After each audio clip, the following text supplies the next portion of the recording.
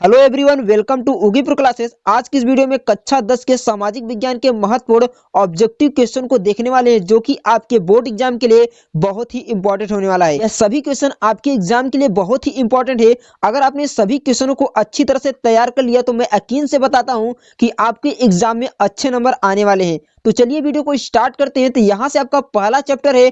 पहले चैप्टर से पहला क्वेश्चन आप देख सकते हैं, दिया हुआ है कि जर्मनी के एकीकरण की आधारशिला किसने रखी थी।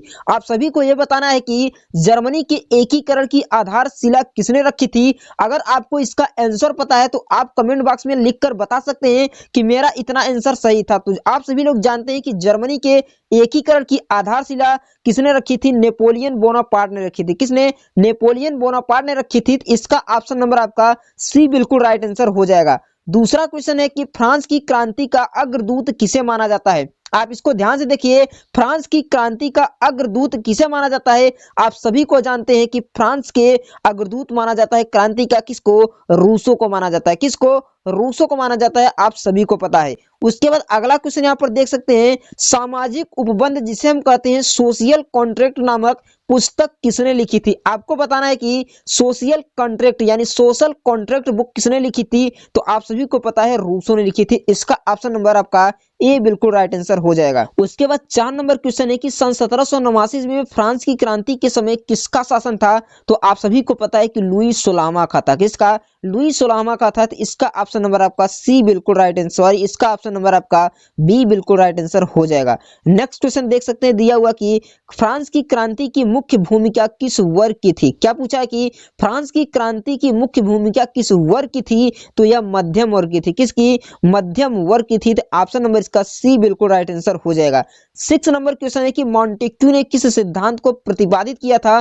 तो मॉन्टेक्यू ने किसका प्रतिपादन किया था? अधिकार विभाजन का। किसका? अधिकार विभाजन का। इसका ऑप्शन नंबर आपका डी बिल्कुल राइट आंसर हो जाएगा। 7 नंबर क्वेश्चन है कि बिस्मार्क जर्मनी का चांसलर कब बना था। बिस्मार्क को जर्मनी का चांसलर कब बनाया गया था। तो सन 1862 ईस्वी में। तो इसका ऑप्शन नंबर आपका डी बिल्कुल राइट आंसर हो जाएगा।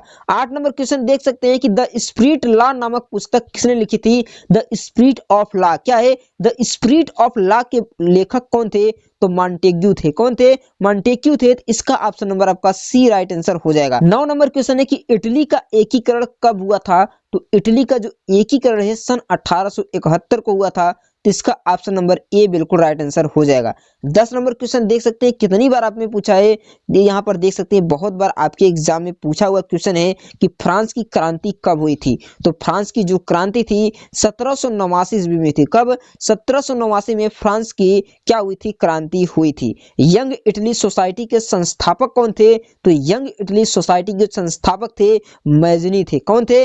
मैजनी थे। तो इसका ऑप्शन नंबर आपका डी बिल्कुल राइट आंसर हो जाएगा। नेक्स्ट क्वेश्चन देख सकते हैं कि राष्ट्रवाद का प्रारंभ किस देश में हुआ था। क्या पूछा है? राष्ट्रवाद का प्रारंभ किस देश में हुआ था। तो आप सभी को पता है कि राष्ट्रवाद का जो प्रारंभ हुआ था किस देश में? फ्रांस में हुआ था। कहां पर? फ्रांस में हुआ था। इसका ऑप्शन नंबर ए बिल्कुल राइट आंसर हो जाएगा। नेक्स्ट क्वेश्चन देख सकते हैं कि इटली का एकीकरण का नेतृत्व किसने किया था। तो इटली के एकीकरण का जो नेतृत्व किया था ये आपको पता है किसने किया था? जुसेप्पे गैरिबाल्डी ने। किसने? जुसेप्पे गैरिबाल्डी ने किया था। इसका ऑप्शन नंबर आपका ए बिल्कुल राइट आंसर हो जाएगा। नेक्स्ट क्वेश्चन देख सकते हैं कि पुनर्जागरण युग का अभ्युदय किस देश में हुआ था। तो पुनर्जागरण का जो अभ्युदय हुआ था तो इटली में हुआ था। कहां पर? इटली में हुआ था। इसका ऑप्शन नंबर आपका ख बिल्कुल राइट आंसर हो जाएगा।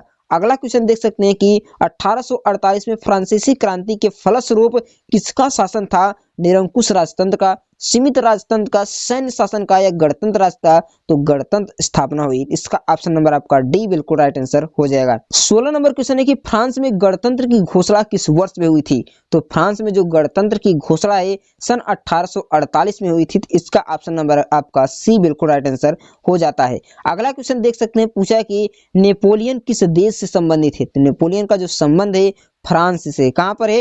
फ्रांस से। इसका ऑप्शन नंबर सी बिल्कुल राइट आंसर हो जाएगा। अगला क्वेश्चन है कि वियना कांग्रेस द्वारा फ्रांस के किस वंश के शासकों की पुनर्स्थापना की गई थी। तो बुर्बो की गई थी। किसकी? बुर्बो की गई थी।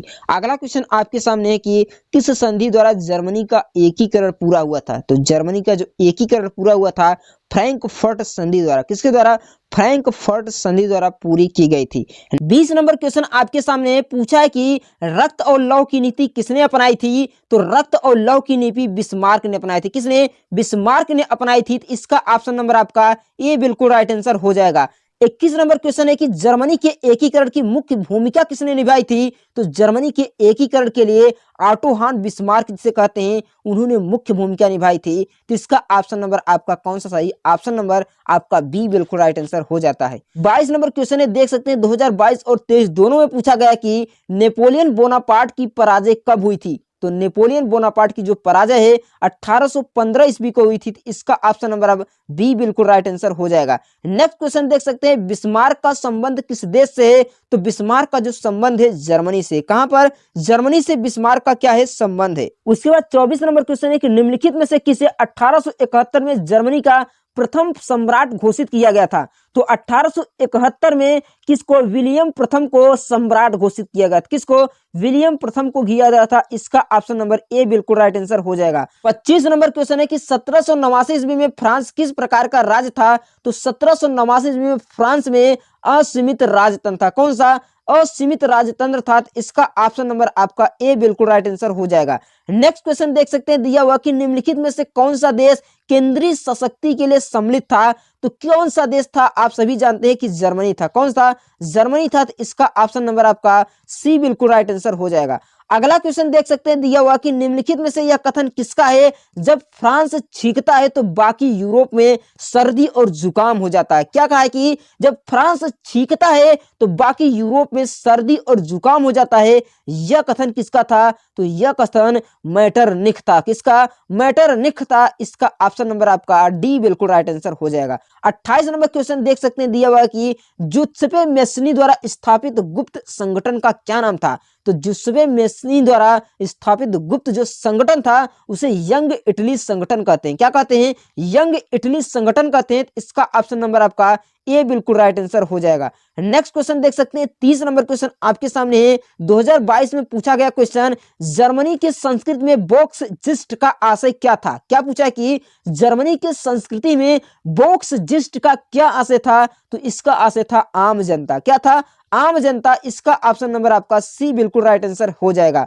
30 नंबर क्वेश्चन है कि जुस्पी मेजनी का संबंध कहां से था? तो आप सभी जानते हैं कि इटली के एकीकरण से क्या था? इनका संबंध था। ऑप्शन नंबर ए बिल्कुल राइट आंसर हो जाएगा। अगला क्वेश्चन देख सकते हैं कि वियना की संधि कब हुई थी? यह भी क्वेश्चन आपके लिए बहुत ही इंपॉर्टेंट है कि वियना की संधि कब हुई थी? तो सन 1815 को हुई थी। इसका ऑप्शन नंबर आपका कौन सा सही? ऑप्शन नंबर आपका बी बिल्कुल राइट आंसर हो जाएगा। निरंकुशवाद से क्या तात्पर्य होता है, इसको बताना है। तो निरंकुशवाद का तात्पर्य होता है कि ऐसा शासन, ऐसी शासन की व्यवस्था जिसमें सत्ता पर कुछ व्यक्तियों का अंकुश होता है। क्या पूछा है कि ऐसी शासन व्यवस्था जहां पर सत्ता पर कुछ व्यक्तियों का अंकुश होता है, उसी को हम निरंकुशवाद कहा जाता है। उदारवाद से क्या तात्पर्य होता है? उदारवाद का मतलब व्यक्ति को स्वतंत्रता तथा कानून के समक्ष समानता होती है। क्या होती है? व्यक्ति को समानता और कानून के समक्ष समानता होती है, उसी को उदारता कहा जाता है। अगला क्वेश्चन है कि